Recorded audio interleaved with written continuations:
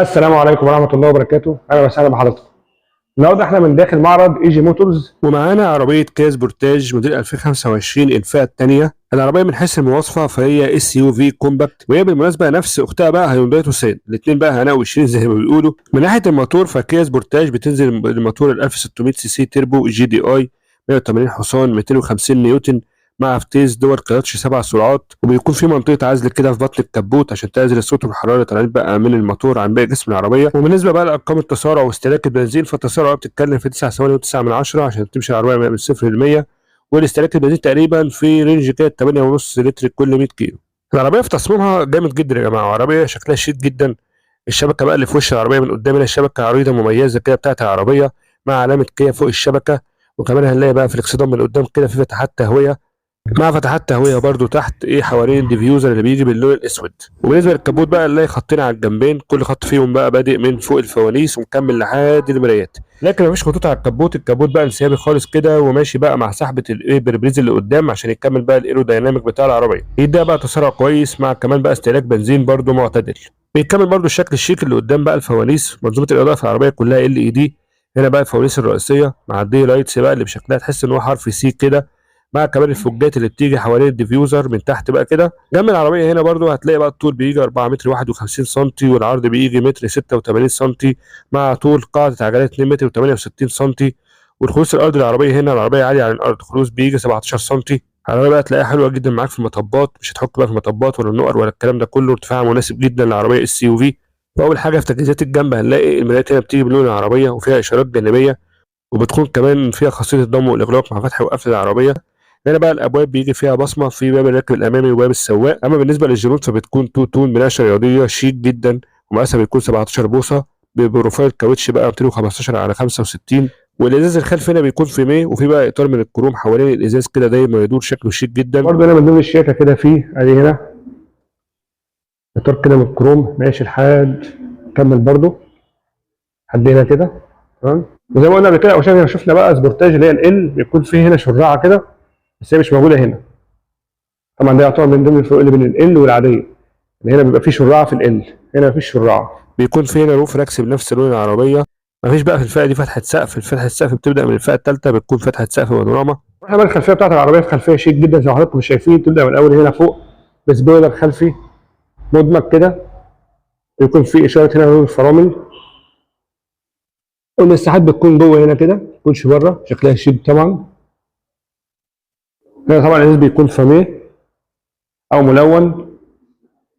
هنا برضه في سبويلر برضه بارز كده طالع لبره قبل لبره، مع الانوار بقى ال اي دي شكلها شيك جدا مميزه بتاعه سبورتاج او سبورتج، مع علامه هي كيا الجديده بتاعتهم. وهنا بقى سبورتاج مع الاي اي تي الوكيل بتاعهم، وكيل علامه كيا. هنا الفوجات بتكون موجوده هنا الناحيتين. معلش الصوت ممكن يكون مش اوضح حاجه لان طبعا احنا بنصور والمعرض يعتبر جنب الشارع. وهنا موجود الكاميرا الخلفيه، وهنا حساسات الركن الخلفيه، ادي نقطه 2 3 4 حساسات ركن خلفيه. هنا الشنطه بتكون مساحتها 591 لتر، مساحه طبعا كبيره جدا بالنسبه للعربيه اس يو في. تقدر بقى كمان تتني بقى هنا الكرسي والكنبه اللي ورا، الكرسي والكنبه بقى كده، والكنبه عباره بقى عن كرسيين لوحديهم والكرسي لوحده.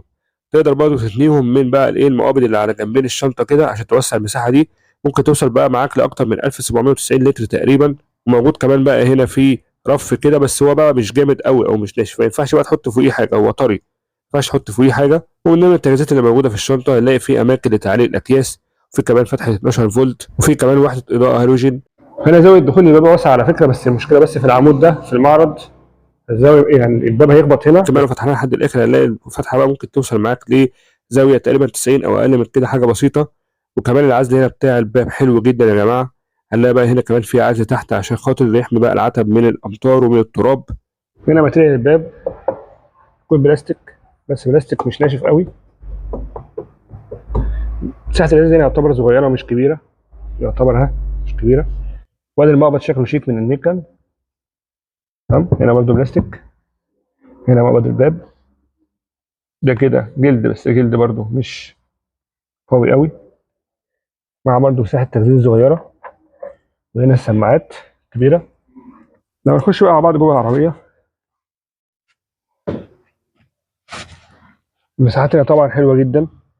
وهنا وضع الكرسي ده على الوضع العادي، يعني مش مرجعينه ورا، بس برضو هنا بص بقى، يعني احنا رجعناه ورا على الاقل مثلا ممكن يبقى 5 صوابع. المساحه طبعا حلوه جدا. في كمان هنا اهو مكان لتعليق اكياس، مكان هنا جيب اهو، تمام. مع برضو هنا في USB. وهنا للاسف يعتبر في نفق فتيس، ويعتبر برضو مش واطي. هنا في مكان للتخزين مع فتحات تكييف، شكلها شيك جدا طبعا. هنا الفرش بتاع العربيه بيكون من قماش حلو مش وحش، ماتيريال حلو. بس الفئات الاعلى من كده في فئات تانية بتكون فيها الفرش جلد. هنا بقى منظر صورة السائق من ورا. تعالوا بقى نطلع قدام نتفرج عليه اكتر. هنا الابواب اللي قدام يعتبر زي اللي ورا برضو، نفس الماتيريال من فوق، بس هنا يعتبر اطرى شويه من اللي ورا. مع برضو الاكرة، مع بقى وحدة التحكم في الازاز. هنا برضو بقى بطاري شويه، مساحات تخزين اكبر من ورا. مع السماعات، في هنا برضو شراع كده عشان النقطه العاميه، حلوه بصراحه. هنا بقى وصلنا للتابلو مع كونسول السائق بتاع كيا سبورتاج 2025 الفئه الثانيه. هتلاقي التابلو هنا على فكره متبطن، يعني هو بصوا متبطن، بص حلو على فكره، حلو متبطن كويس. هنا السماعه اهي، تمام، ماتيريال حلو. هنا في فتحات التكييف اهي، تمام. وهنا كمان فتحة التكييف بقى شكلها شيك جدا كده. حوالين بقى ايه الشاشتين اللي ملضومين مع بعض، مقاسهم كبير جدا، دول تقريبا 33 بوصه او حاجه زي كده. مع هنا برضو فتحات التكييف تحت الشاشتين. هنا كمان بقى شاشه السائق شيك جدا طبعا، حاجه يعني خرافه بصراحه، الوانها جميله جدا. الظهر بقى هنا فيها عمود القياده، سمارت، ايكو، نورمال، سبورت. حسب بقى كل مود بيتغير بقى ايه السيمز بتاع الشاشه كده او اللون بتاعه. الوان بصراحه جميله جدا. العربيه فيها 4 انماط قياده، ايكو ونورمال وسبورت وسمارت.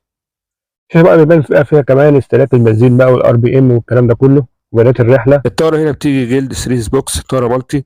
تقدر بقى تتحكم منها في شاشه الوسائط على ناحيه الشمال، وتتحكم من ناحيه اليمين في شاشه السواق اللي بتيجي طبعا بسيمز جامد جدا زي ما شفناه. هنا بقى موجود وحده التحكم في التكييف اللي بيجي دول زون اوتوماتيك، مع مخرج USB تايب A وواحد تاني تايب C، مع كمان مخرج 12 فولت. عصايه الفتيس الشيك جدا، جنبها بقى ستارت وستوب انجن. هنا انماط القياده والبارك اسيست، الاوتو هولد، والكاميرا، ومساعده نزول المنحدرات. الكاميرا هنا الريزولوشن بتاعها حلو يا جماعه مش وحش. هنا بقى الطبات كده فاضيه، 2 كاب هولدر. في هنا مسند يد جلد وجواه مساحه تخزين حلوه جدا. هنا شماسه السواق وشماسه كمان الراكب اللي قدام. حطيت اضاءه هنا وهنا وهنا. كمان في نور الصالون هنا.